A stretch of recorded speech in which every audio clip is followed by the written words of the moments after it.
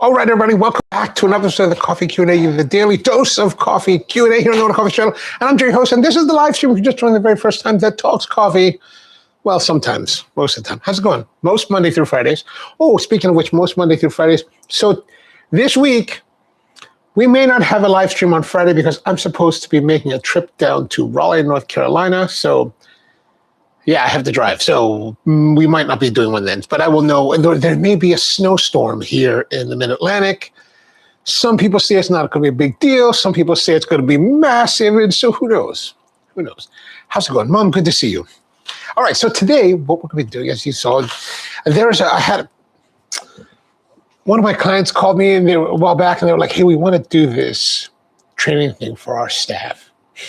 And I'm not participating in the training. They just wanted me to do their roasting for them. And they were like, can you roast us some baked coffees? And I was like, baked coffees? Like, yeah, the long roasted ones. We want to see what it's like.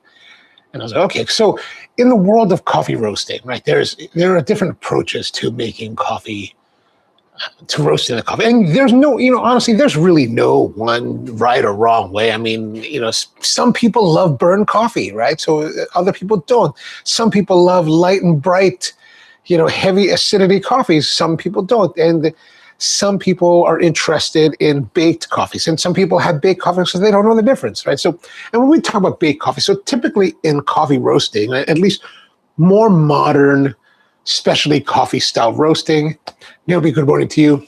We have a basic roasting profile, right? And let's just say, generally speaking, that roasting profile is that you're starting your roast here, or you're heating your roaster. You're bringing up to about 400. Let's say 430 degrees Fahrenheit. You bring the drum temperature up to 430 degrees Fahrenheit. You add the coffee in, and then it roasts. And then you use this roasting time to you apply heat to the coffee through the roaster. And this is true both with air roasters or drum roasters, whatever. It's just the general speak, right? So you add the heat to the coffee, and you have this gradual incline or increase of bean temperature that does the whole thing. It dries out the bean. It starts to, caramelize the bean, and then finally it fully roasts the bean. And then you take it out. And typically, let's say in this world of specialty, we're bringing that temperature up, and we're looking for the time to finish. So let's say we finish right on 420 degrees again. So we preheat the 430, add the coffee in, bring it up to 420. And that time period, we want that time period to be somewhere, it could be as quick as 10 minutes. It could be as long as 15 minutes. Somewhere in there will be a place that you're going to like, or most people have tended to settle in. It's baking is when you go a little bit longer than that, and you're extending it out to 20 minutes, 22 minutes. I remember when I was younger in the business, and one of my friends was like, hey, I want you to go visit this roaster or this coffee producer. And I was like, okay, sure. And so he wanted to, when you go talk to them, go see how they're roasting, and then, maybe give them a little coaching. And I was like, give them a little coaching. I'm just going to be meeting with you for the first time. The last thing they want is some punk kid coming in and being like, or some punk old guy coming in and being like, oh, hey, you're doing roasting wrong. I'm not going to do that. But anyway, we're hanging out with them, and their roast time took 45 minutes. When you look at the coffee, it's still this really nice color, but the coffee took 45 minutes to roast because the way they applied the heat to it. Plus, I think the roast that they were using, if you've ever seen what we call a sample roaster, a sample roaster has a certain look to it, like a Jabez Burns or Probet. They're just kind of these barrels, right? These barrels with a hole in them. These guys had a big one, it was big, like that, from Brazil. And man, I don't know what it was. It was the way they applied the heat just wasn't enough. It was just a slow buildup. And some people like it, other people don't. I tend not to be one of those people. Kent, good morning to you, or good afternoon. But they were like, hey, the client was like, hey, can you make the coffee for us? And I was like, sure, of course. So I did the roasting yesterday, and that's why I thought, let's make this our show today, because I have I roasted them yesterday afternoon in the afternoon. And so we're within 24 hours of roasting. So I figured, let's do the tasting of this now, because otherwise I'd wait another week and be like, oh, then if I wait a week, then sometimes it just like falls to the wayside with other stuff. So what we have here is a coffee from Santa Ana, El Salvador. And Santa Ana is one of the most popular growing regions in El Salvador. It's really, really famous. I work with a couple farms there. There's one called the Finca Talnamica in Santa Ana along what they call the Ruta de las Flores, which is the route of flowers. So if you ever go to Salvador, they have a whole like tour that you can go of like flower gardens. It's really beautiful. I mean, I've only been to like two of them, but it's a great way to drive around the country and see things. And of course, we're normally driving around armored vehicles, so I don't know. I was having one time, and one of the producers I was working with, they were like, "We're going to pick you up at the airport," which they always want to pick up at the airport, which is great because you don't have to drive. And we arrive. And the driver meets us, and we're like, all right, hey, what's going on? He's like, hey, hola, blah, blah, blah, blah, blah, blah. Right? So he's like, here's our carro. And so it was a big, like, Toyota Land Cruiser, like one of the, not the old Land Cruisers, but more the newer Land Cruisers, the ones that look like not the Infinity, but the Lexus. Anyway, so he's got this one, and it's like, and you open it up, the doors, and the doors are heavy. I was like, well, the doors are heavy, right? So I was like, oh. And then I realized when I close the door, you hear this donk, and it's like, whoa. So this is armored, right? So he was like, ¿Tienes hambre? And I was like, oh, yeah. So are you hungry? And I was like, oh, sí, mucho. He's like, and then he asked me, let's go to McDonald's. So I was like, let's go to McDonald's. So we'd go to the, I said, so he's pulling to the McDonald's and he's going to park. I was like, oh, the drive-thru's fine, right? And he's like, oh, no. The windows don't roll down. I was like, oh, the windows don't roll down. It's like, man, crazy. So, now these producers that we were working with, they're fairly well-to-do. So their calculus of the vehicles they need is a little bit different. Actually, on another trip we went there, and the producer had bought himself a GMC pickup truck, like one of the newer ones, like a Silverado type of truck, right? And it was really nice. And I was like, wow, this is nice. He's like, oh, you can roll down the windows. I was like, what, really? He's like, yeah, because he's like, the armoring has gotten better. So you can get pretty good armoring with thinner windows. So you can actually, the windows will roll down. I was like, whoa, all right. Excellent. So Naomi says, are you sampling this coffee before the client? Are we the first? Yes, you are the first to witness. This will be the first tasting of it because I just sent it off to them today. Yes. Well, I'll be sending it off to them after this, actually, is what I'm saying. Ken says, watching from hospital bed. Oh, my gosh. Having worn out a hip prosthesis replaced with a new one. Oh, wow. Goodness. Well, I'm glad I'm presuming the procedure has gone well, so I hope you recover quickly. And, wow, hip prosthesis with a new one. Well, at least they put a new one in. That's good. Did you get a good warranty on it? I got to ask, out there in your part of the world, when you get this kind of thing, you don't have to pay anything. Is that correct? Is that our understanding here in the USA, that those of you in Norway, you don't have to pay for these things? How does that work? Half-baked and watching a live stream? It is dangerous, Ken. That is dangerous. And yes, we won't hold you any questionable comments. All right, so we've got these coffees. So here they are. I did 4 roasts of them. 1, 2, 3, 4. And then this is, I say 1, 2, 3, 4. Sorry, it's all kind of it's all reflecty baggies. But they're 1, 2, 3, 4, and there's only 4 roasts. I mean, and why 4 roasts? Because I had to do 4 quantities of it. And I did them all. And so his parameters were like, we'll just make some roast for us, like 4 of them, and you can make them different, each one. So we can see if we can taste the difference. So it's really about getting his staff, his baristas, to improve their perception ability, right? Can they perceive the differences in these roasts? And of course, they're going to wait at least another week until all the degassing has gone before they taste it. So that's something to consider. There's going to be some occlusion of the flavor. That's going to happen today, I'm going to presume. And so we're going to do typical cupping style with this. Probably should have got the glasses out before I started. That would have been helpful. Yeah. They're not quite prepared sometimes. Oh, I did do some 3D printing. Look at this. I got this printed. I found this file. I needed to, I've never had like something to hold the paper filter. So I was like, oh, look at that. That's kind of fun. Let me get that. And then we need our glassware. There's the glass I'm looking for. Sorry, I gotta plug everything in and get it all ready. All right, so we've got, man, this water's taking a long time to, that's getting kind of low.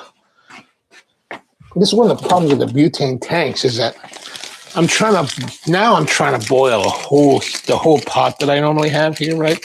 I'm trying to boil the entire size of it. So it's taking a lot longer, and this canister is getting a little bit, it's not empty, but it's definitely on the low side, and it's super cold. And that's one of the problems when you have like these canisters that when they get cold, when you're pulling from them, they chill. And the colder they are, the less efficient they operate. So anyway, we're going to do samples of each one of these and cup them and see what they're like. I don't know what there's to say. Oh, well, the last one was 24 years old. Wow. The surgery was free. See, that's free. See, you say Medicare free, or at least it's included with your taxes or whatever it is. Or in other words, you don't have to go and buy separate like health insurance, and you don't have to pay out of your pocket for things. This is language that Americans, including myself, don't really understand, because it's like, what? Like here, you get ill in the United States, you very well could be bankrupted by it. Like, I mean, yeah, it's really, that's language that I don't think Americans really understand. Myself included, you know, you're like, man, God, man, how much it costs us to insure ourselves? Pipeline says, my uncle got their hip replaced and was released the same day. Whoa. Walked up the stairs to their, that's crazy. Like, you think hip replacement, like you have to cut into yourself and like replace bones. Is that's my presumption. Yeah, but you have Korean uncle. Like, I remember one of my really good friends sang, he was like, his father was like Korean guy, immigrated to America. But like, that guy was like granite, man. He was like we were in high school and his father was always like hard. Like, he was a hard man. Like I remember one time we were hanging outside, we were hanging out with Sang, my cousin and I were like, and the father was like, "Are you boys hungry?" "Yeah." "Then chop wood." Chop wood. So we had to chop wood for like an hour. And then he had this whole like beef. But his father was so hardcore, like they had a cleaning business, right? Like dry cleaners. And they had huge like machinery, like, you know, the 3-phase machinery. And when they took over the business, Sang was telling us that him and his father were like, him and his uncle, his father and his uncle, they used to be riggers back in Korea. And so they understood how to rig all the equipment. They had the equipment into the place. Like, you know, they would remove the facade, the big plate with glass windows, and they'd roll these big machines in. And I mean, we're talking like huge machines. And it was telling me that they were trying to get BG&E, which is our local utility, to connect to the pole outside, and they just weren't coming. You know, it takes forever to get that to happen. So the father just got pissed off and was like, got his brother. They put on some like rubber suits and climbed the pole and connected through the line. I was like, what? Who does that? That's some hardcore guys. Hardcore. All right, so. Whoa.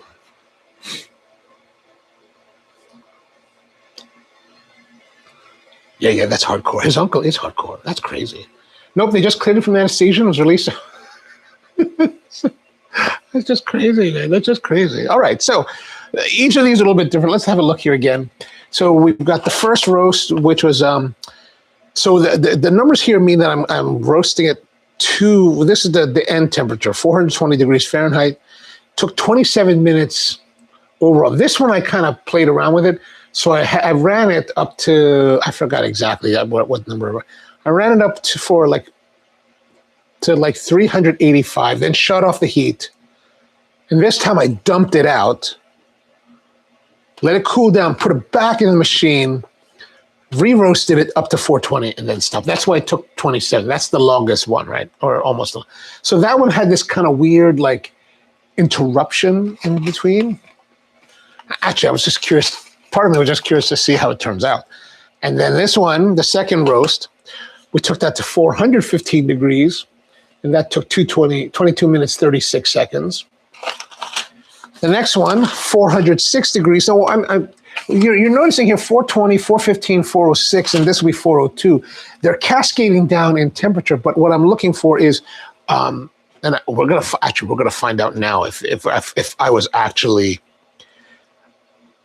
even close to being accurate. But I was looking for a similar color profile in the roast, right? The color temperature, color profile in the roast. So even though these are cascading down in finish temperatures, they should be relatively similar in roast color. So we got 24 minutes, 24 seconds here for 406 degrees. And then lastly, this is the fastest one, 19 minutes, 51 seconds at 402. Now, these roast times are all long, much longer than we would normally do. Normally, we're like around 12 minutes, 12 to 15 minutes for most of the coffees that I like to roast. So this is really deep. So we're going to see what they're like. And yeah, so let me get our scale here. Our Tally Pro. Is this Tally Pro? Yeah, fellow Tally Pro. That's the Eau Gentil. I can never remember the names. There's so many different names. Okay, here we go. And we're going to need our glass. Now I did seal all these, so we're going to take this and what we're going to do is we're going to portion them out. And then let's zoom in a little bit and see what they look like.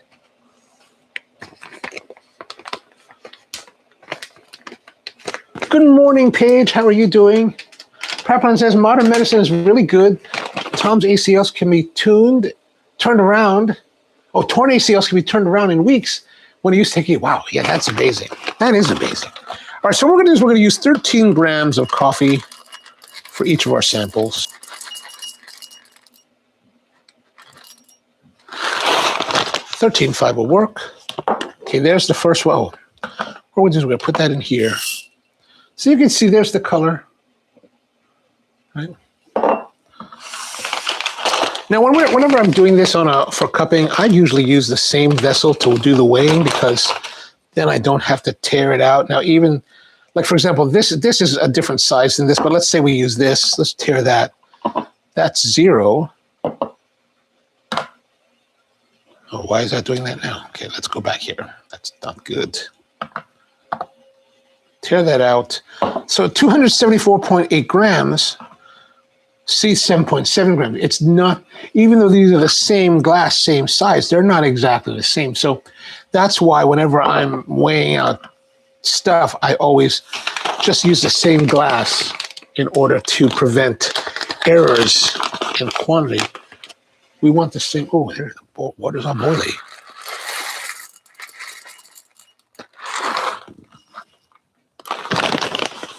Okay, so there's that color. How does that look? Well, let's put the same glass. Close, close.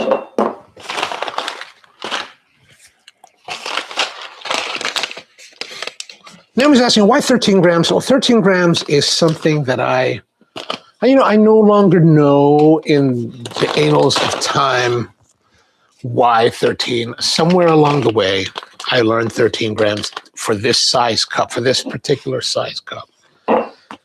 And we've used it for the last 25 years. And I've been hesitant to change it because we've based all of our tasting on this ratio. So, yeah, I don't know. I don't recall. That's the, and you're probably asking that because you're like, oh, what? That doesn't match the 2 grams for every finished ounce. And this is a 9-ounce glass. So this should be 18 grams. Yeah, I don't know. I no longer know. What was that movie that guy used to say? It's a mystery. What was that movie? One of the pirate movies, I think. All right, so here it is, and then remember the last one, number 4, 19 minutes, 51 seconds.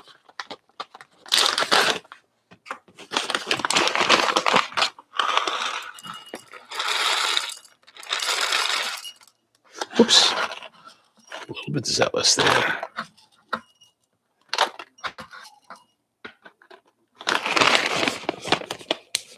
That's a reasonable. Is it reasonable? I just don't know. You know, sometimes we accept things as our Lord and Savior, and we just don't know why, right? So, okay, there we go. We've got all of our coffees. Let's have a look here and see if we can see. So this is 1, 2, 3, 4. So there we go. That's not bad. So like I said, I was going for similar flavor profiles. I mean, similar color profiles, so that when you looked at it, you couldn't really tell too much of a difference, right? And I think relatively successful. Actually, I'm surprised how that looks. And actually, let me grab something that I am missing.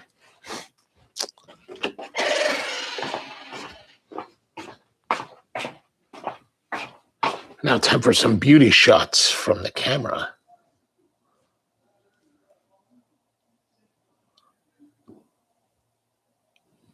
Ha. All right, excellent. Now, so the color looks pretty good. 1, 2, 3, 4. Okay. Always got to try to remember not to lose the order of your thing. So let's set it up here. And I try to always set up my cuppings so that they have a uniformity to them, meaning that the when you set them up, right? So let me zoom that out. So as you can see here, each cup is correlating to one of the bags, right? So and a lot of times we'll put out like little trays for samples, so you can see the bean. But here now you can just see the bean here, and yeah, so pretty good. Now we're going to grind our coffee. I'm going to go a little bit finer. Naomi, I'm going to one click to the right towards 5 from 6. Why? I don't know. There's no real rhyme or reason to why. Just that's what we're doing. It's nice that it's a nice compact grinder, which is nice. But if you want to use it for this kind of purpose, it's totally not possible.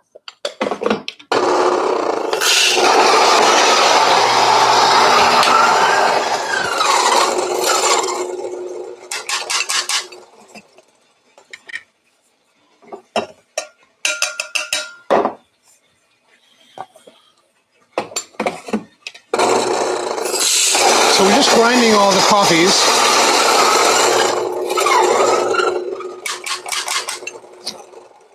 This is really where the tedium of coffee cupping comes in.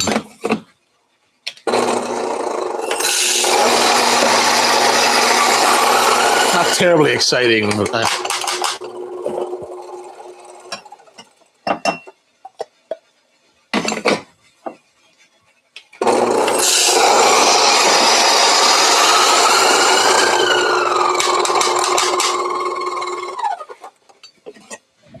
Here's all of our coffees.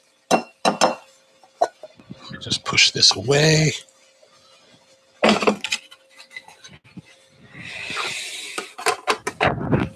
need a couple, sorry about that. We need a couple cupping spoons.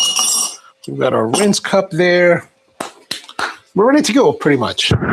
Now, when it comes to cuppings,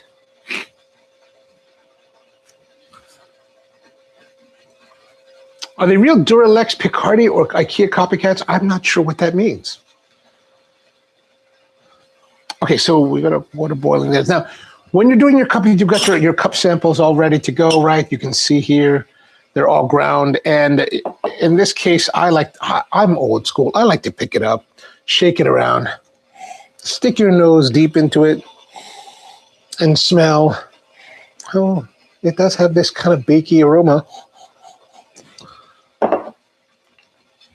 Right, like you just get it here. And then smell. In modern times, they probably don't allow this in most places. You have to kind of come to the table. These will normally be set at the edge of the table like this, and you will.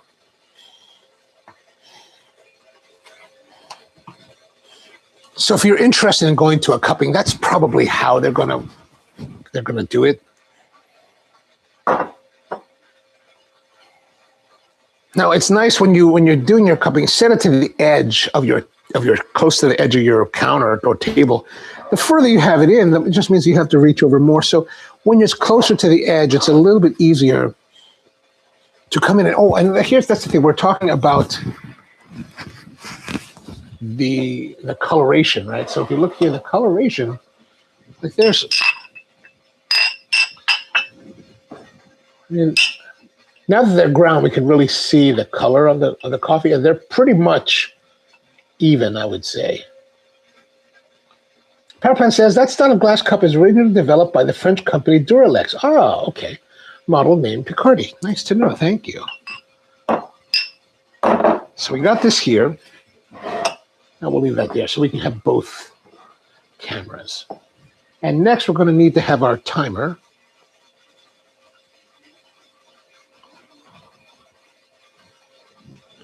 Oops. So our timer's here. And then we got our water that's just coming off the boil. And we're going to start it up and start pouring. Guess I'll go this way. And when you're pouring it, you want to pour pretty hard so you get all of the water, all of the grounds wet. And I like to bring it as close to the edge as I possibly can. I try to do it all in one pour like this, so a little bit more. Like that. Or maybe like this. Oh, close.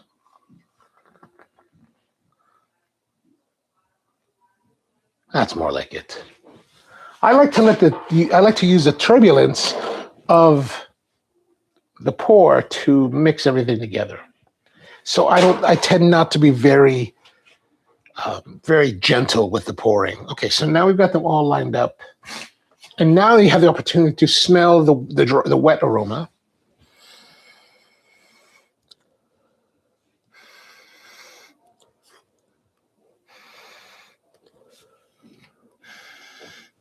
And you can also take this time between the sniffs to write down your evaluations. You can have a score sheet and do all this, or you just have a notebook or whatever, piece of paper, or just, you could be a little more cavalier and not worry about any of that. So we're going to be waiting 4 minutes for this to steep. Right, so 4 minutes. And then we're going to do what we call the break. And the break is going to give us another opportunity to smell the aroma, because the theory is that underneath this cap, like you can, let me see if I can use this today.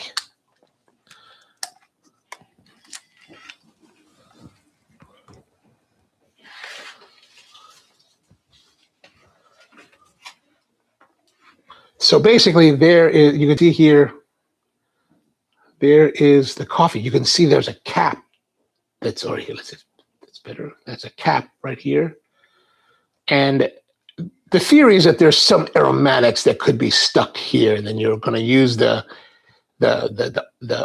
break to open that up to you. So that's something that could be something. Maybe we can get down on it.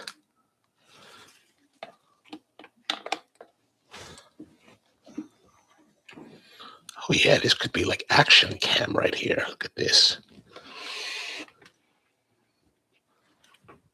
All right, so like I said, you're going to be here and you're going to get down on it. So when you're doing your like sniffing, you can get really close. It's okay to be really close. And sometimes, you can tell if you're doing it right if your nose touches it, right? They get a little touch on your nose. You're like, oh, but that's actually, they know you're doing it right. Morning to you, Andrew. So now we're at 3 minutes. Right, so now with this, you can see what I see over here. Not terribly exciting. It's all cluttery. Everything's cluttery outside of the view of the camera, which is old TV tricks. The only part that's beautiful is what you can see in the frame. So we're almost there. 3 minutes, 24 seconds. Oh, so what we're going to do for the breaking, right? So the breaking, you're going to take your spoon. Like these are cupping spoons, right? But you don't need a cupping spoon. You can just get like a soup spoon is great. I use a lot of soup spoons normally. And this one we're going to do is we're going to put this in here. So we're going to put it in there like that, but halfway, and then push back, push forward, or push to the back. This is a forward, this is the back. So push to the back and get your nose in really deep. And as you're pushing and exposing the gases, inhale deeply. Inhale deeply. 4 minutes, 5 seconds. Okay, let's go now. So like this, right? Let me show you. Put it in. Bring your nose close. Some people will do the stirring thing. I don't think that's necessary. Then now we have a little bit of dirtiness on our spoon. So we're going to rinse that out. And then move to the next one. That's a little bit different.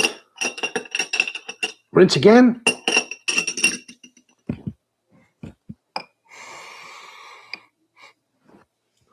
Okay, interesting. I don't get that much out of it. So there it is. Now that we're done, now it's time for us to clean the coffee out of out of the cups, right? So we're going to tilt this down here. There we go.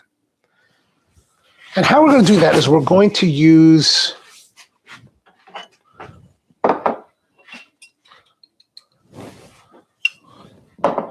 our spoons, and I'm going to do them in doubles like this, right? So we're going to take it this way and just kind of scoop around. Now these two are disparate in size, so it's actually a little bit more difficult to get it. Like if I get like two spoons of the same shape, like these are look at the shape differences, right? It's a lot easier to get. Oh, see, I can get it all in one scoop. And oh, look at that! I just totally mucked that up. All right, let me get rid of that. We always keep a big pot of water hot so that we can be fresh with our water. It's okay to replace your water quite often. Come down. I don't know if you can see this, but this one I didn't pour as much water. This has less water.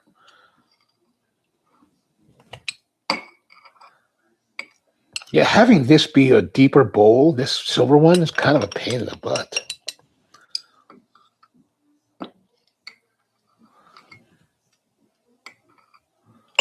All right, now that has gotten us good.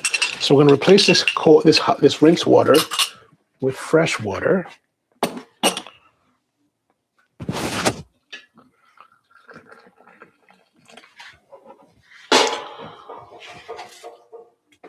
Now 6 minutes, 45 seconds has elapsed. Whoops. There we go, 6 minutes, 7 minutes. So typically, in most cupping scenarios, you're going, the group will wait till about 10 minutes to start. 10 minutes from the inception of your water pour usually is enough time for the coffee to brew, for you to clean it up, and then for it to cool enough so it doesn't scald your palate. And you know, we've all had that, you know, when you scald your palate and the roof of your mouth starts to peel. It's never fun. So we can wait a few minutes. Power plant says, growing up in California, almost no one had a basement. Oh yeah, in California, the East Coast has basements. West Coast doesn't have basements. Hawaii, we didn't have basements either. So, well, I lived in a high-rise in Hawaii, so I don't have any of that stuff. They always look cool on TV series and movies. At least Finnish ones did. Oh yeah. They're cool. They're cool. They're cold. it has pluses and minuses.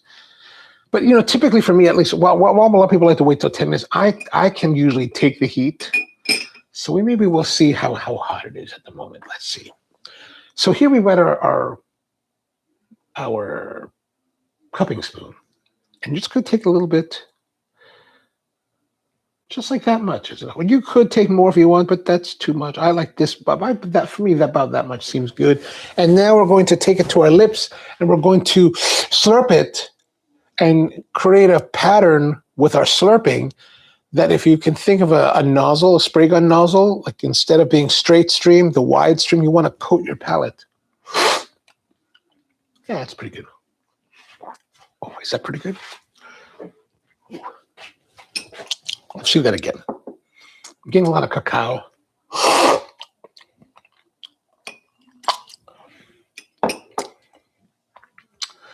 There's definitely a baked element to it.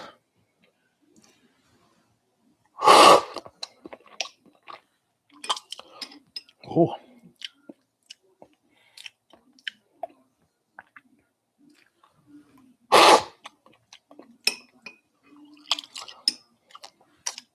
Okay, it's not terrible.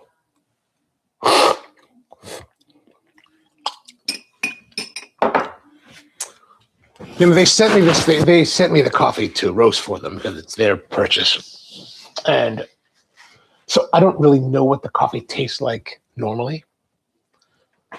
I can only presume. Like they sent me all their information about it so that I would understand it better. But it's a strictly high grown, so 900 to 1,200 meters above sea level.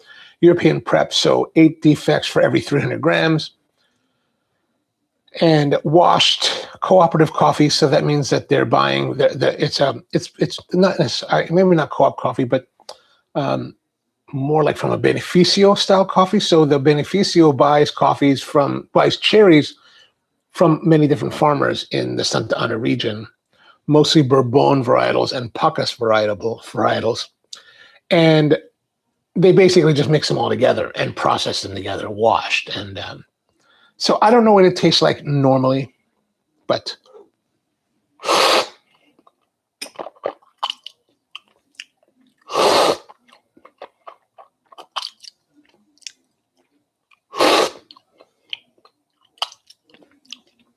the baked thing,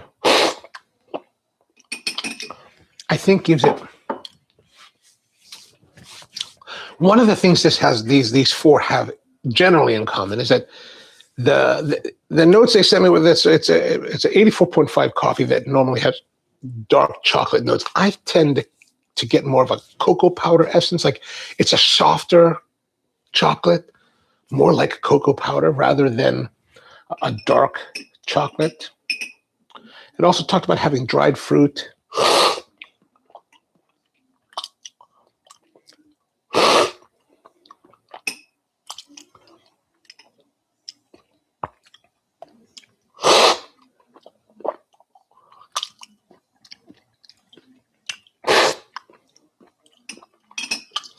I'm trying to think of which one am I responding to better? Meaning that, do I like one more over the other yet? I'm not sure yet. But the thing is that now we're only about 11, almost 12 minutes. So we want to give it time to taste the coffee over time to get to get the true evaluation, right? Because we're tasting it hot. And of course, a lot of people, when they buy coffee, they start with it hot, but really most people will take the coffee with them. And it goes from hot to being kind of warm. And there is a journey that happens with your flavor experience with the coffee over that temperature change. And that's what we're kind of like waiting to see, like how is it going to change? What's it going to be different?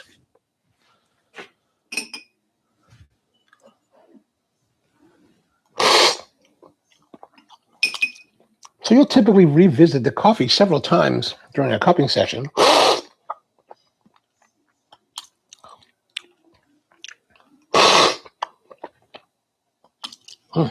Like I said, this one, I kind of like that one, but maybe that time I didn't.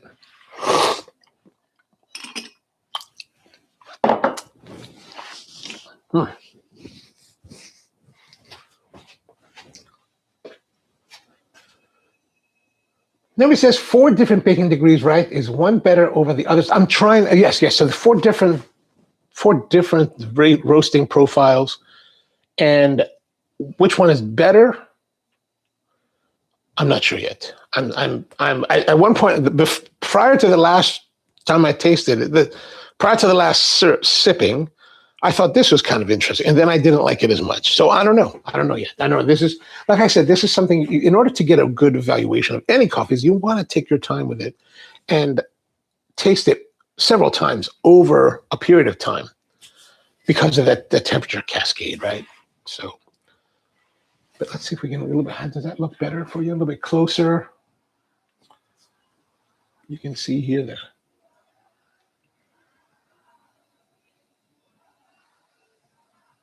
Right, there's some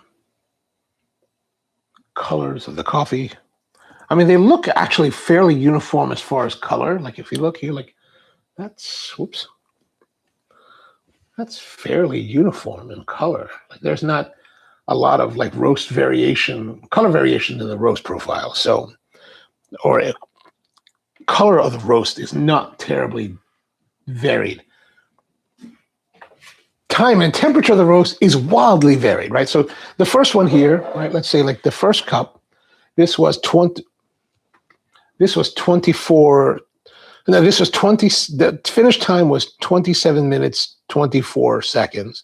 But this is the one that I said had that aberration where I pulled it out of the roaster, got it to 387 degrees, I think it was, dropped it out of the roaster, cooled it down for a few minutes, put it back in the roaster where it had, by the time I put it back in the roaster, it had dropped to like 306 degrees, and put it back in, refired it, and then it took a total now of 27, 24, and I brought that finally to 420 degrees. This one, the rest were all straight roast. So this one was 415 degrees at 22 minutes and 36 seconds. This one was 406 degrees at 24 minutes, 24 seconds. And then the final one is 402 degrees at 19 minutes, 51 seconds. So this one this one we pushed it just a little bit faster, add a little more heat to it, and it started to fly. So, well, fly compared to the other ones. So those are the different degrees. Now, so far, are these like horrible coffees? I can't say they are. Like perhaps they're not the greatest interpretation of the coffees. There's some tightness in that one. I mean, here's the thing.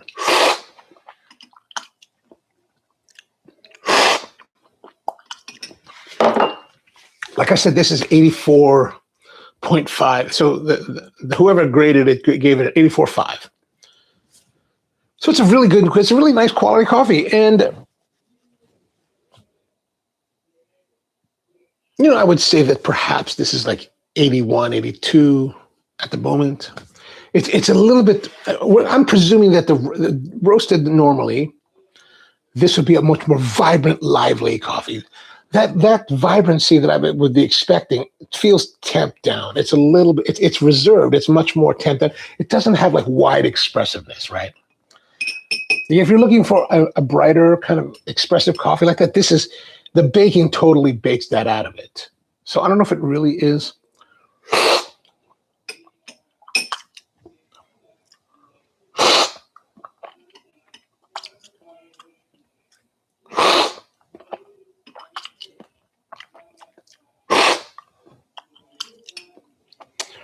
I mean, I hate to say that. I mean, I think I'm enjoying the faster one more, because the faster one seems to have a little bit more. There is more brightness being expressed in it, which kind of makes it alive, right? Like the cacao, the cocoa powder is nice, but everything is just kind of like damp, if that makes any sense. It just feels damp, tamped down, muted. Muted is a better way to describe that.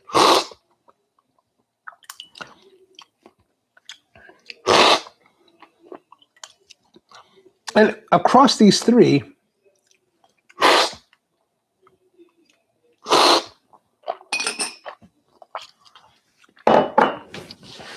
across these three, that muting, that diminishment of it seems relatively similar, where this one does have a bit more brightness to it, just a little bit more. So I'm now leaning towards number 4 as the preferred one to go with. Kent says, I always find it useful to do at least one round when I rinse my mouth with water in between each taste. Oh, that's a good idea. Let's try that. Some hot water to burn our palate.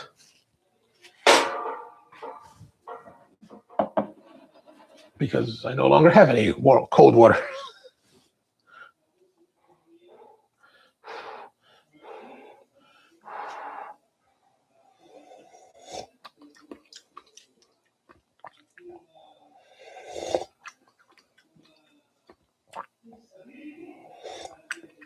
Okay. Let's try that. Let's try that. Never says it's one of the reasons I like your coffee. It has a nice chocolate flavor with a berry note that gives it. Oh, nice. I'm glad you like that. Thank you. That's one of my favorite aspects of it.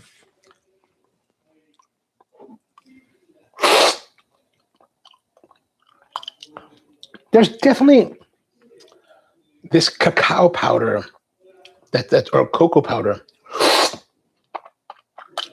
that's really kind of stronger in this one. Not as strong here. And not as strong there, but definitely here. I think that break of like dropping it, cooling it, and then re-putting it back in the drum must have done something to help that up. I don't know, that maybe that's replicable, but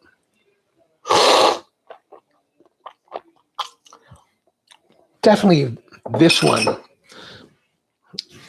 is the brighter one.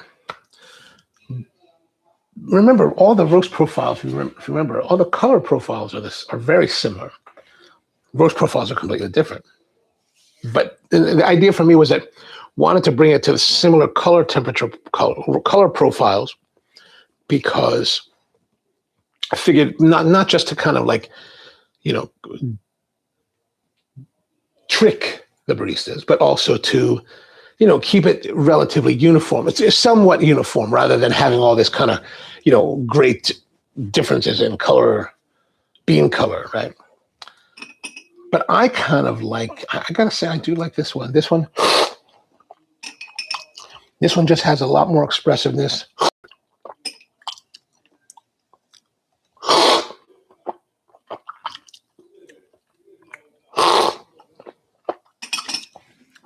Definitely heavy on the cacao powder. This one has the most like brightness to it. I wouldn't say it's a bright coffee, but there's, comparatively speaking, it has more brightness to it that gives it a little bit extra dimension and complexity compared to the rest. Now, it's interesting because these other two,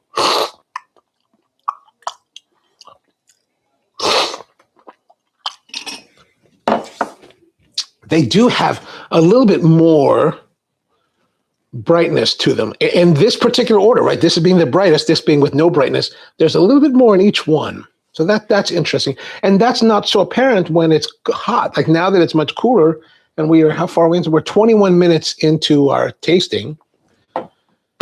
That's much more apparent. Now to see that difference is starting to come out. And this is why I was saying that early on, is that you want to try, if you really want to evaluate the coffee, you want to give it that time. You want to give it that time, like over half an hour. Over a half an hour period to taste the coffees, because that's going to give you a good range, a good sampling of the range that your guests, or our guests, any of guests, because we're going to be serving to other people, will experience with the coffee.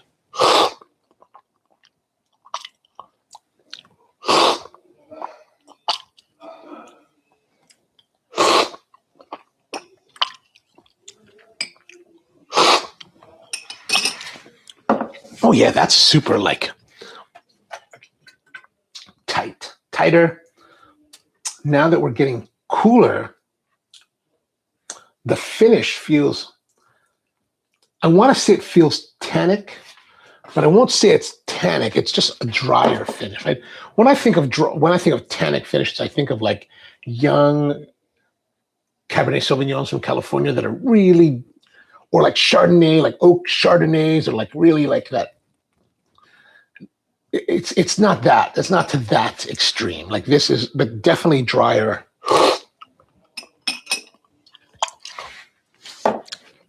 And that's something that's coming up more now that it's cooler. That dryness, that clean. It's clean, but it's just a little bit dry.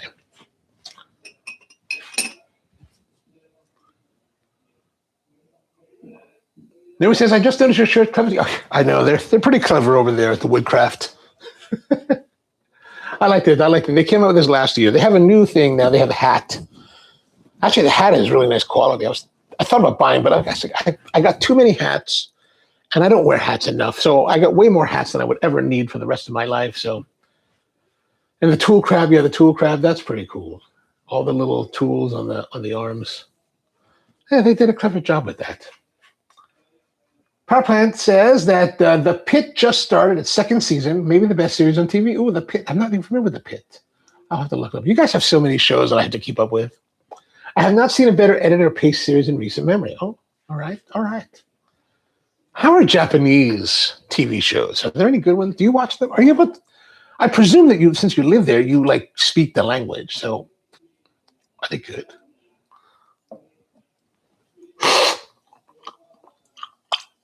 Yeah, dry. Definitely dry.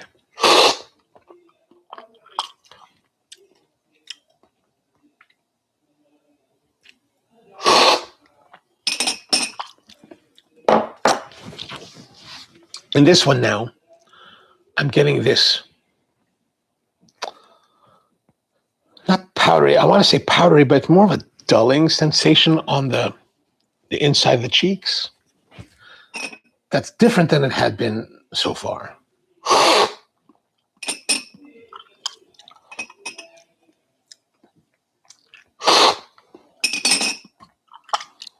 Yeah, definitely. That one, number 4, definitely has that brighter character. I mean, I guess of all of the coffees, I mean, honestly, there's something that I enjoy about this powdery cocoa character.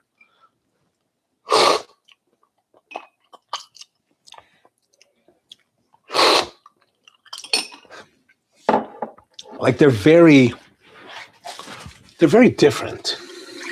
Well, they have different characteristics. They're not wildly different. It's not like you're tasting completely different coffees. They're all the same coffee. But I wonder if I was to take some of this, and this is how you can do blending, by the way. If you wanted to blend coffees while you're like, and you could sit there and you could just do little ratios like this, right? Put them into ratios and then kind of mix it together and then taste. Okay, that didn't help. Not the greatest, like drinking coffees, but they're not terrible. And part of it, one of the things I want to point out also is that this is nice quality coffee. 84.5, well sourced, well produced, well processed. So even when you like, if you like, these are what we would call baked. So the long roasting times, and then extending that roasting time over a longer period. So what that does, it tends to roast out a lot of the nuances, a lot of the excitement of the coffee. And let's say we talk about the brightness, and let's say if the brightness is the excitement, then a lot of that is removed because you've taken this long time to get to where you want to go. Right? Like if you're on a vacation and you're in a road trip and you're going there and so you're all excited, you're going to be there. I'm going to be there in 5 hours. All right, we'll be there in 5 hours. Awesome. But if it takes you 12 hours to get there, man, it was a long journey. And you're like, your enthusiasm has been dampened. It's kind of like that, right? So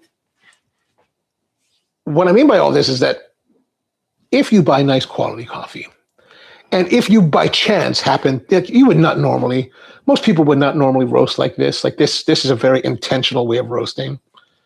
But let's say you were to roast your own coffee one day and like you're roasting and you kind of lose track of it, or whatever happens, something goes wrong and your roast time is extended in this manner. It's not the end of the world, right? Like this coffee can still be very enjoyable. And I think for most people, perhaps none of you, but most people, most muggles in the world we'll find this coffee be awesome. They'll be like, oh, this is great. It's the best coffee I've ever had. Like, you're right. It is. Totally is. Totally is. This is for you. Let me gift you a bag. Right? So, and then they love you for it. They love you for it. They're like, oh, you're so amazing. Your coffee's great. And why is that possible? Because first of all, you're buying nice quality coffee. And if you buy nice quality ingredients, it just gives you so much more advantage, which is why, like, when we talk about like coffee in general, and we talk about like you guys know that I'm not heavy into like buying gear. Like, I'm not really a gear guy.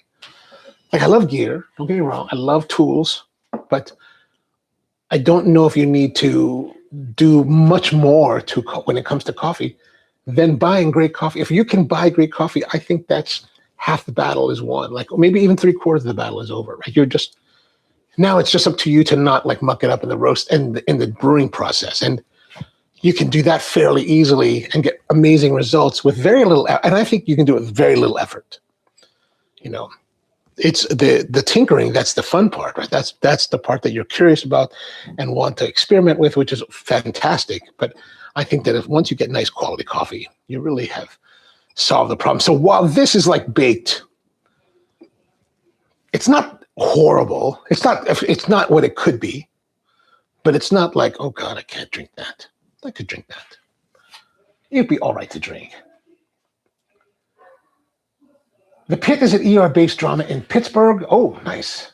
Oh, that's why they're called The Pit. Okay. The production of the old series ER is running The Pit with Noah Wiley starring. Okay, gotcha. I definitely watched more TV when I lived in Okinawa. I love it. I guess there's not much to do in Okinawa. Papa says, since it's on HBO, the graphic nature of ER accents and language is dialed up. Oh, that's interesting. It's too bad you didn't. Yeah, I didn't have enough from what they gave me. They were like, we need like 4, give us 4 different ones. And they needed so much quantity. So I didn't have enough to like roast a separate one that would have been like a control. And mainly because I'm not doing I don't have to do the tasting with the barista, so they just asked me to do the roasting for them.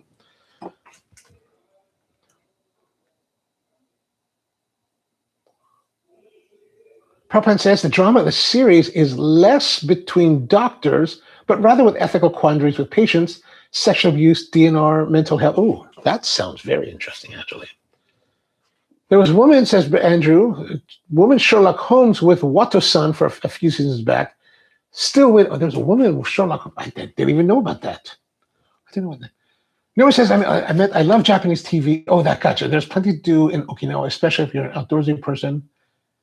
Okinawa, from what I remember, from what I've heard,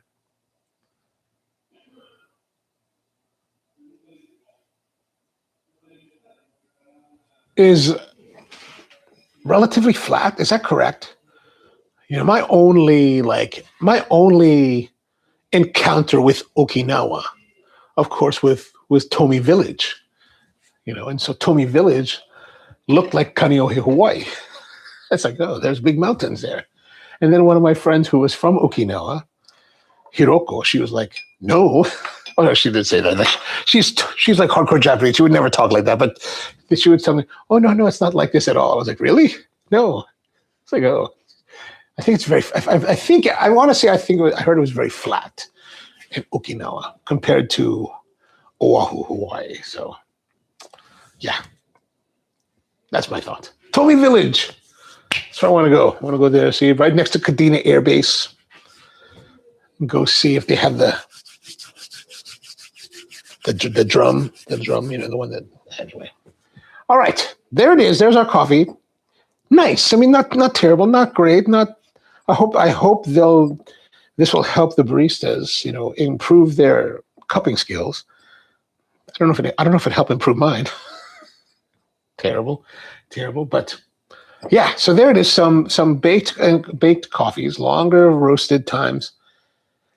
It diminishes the character of it, right? So it takes away from what it could be, but it doesn't destroy the coffee and make it into something undrinkable. So yeah, there that is. I try to watch the TV here, but it's not for me. Gotcha. All right. That's going to be it for today. Thank you very much for tuning in. We'll be back again tomorrow with more of the coffee Q&A. But again, we may not be able to do one on Friday because I'm supposed to be in Raleigh. I have no idea if we're going to have a big snowstorm like they say. So who knows? But thanks for tuning in. Good to see all of you. And be back again tomorrow and see you then.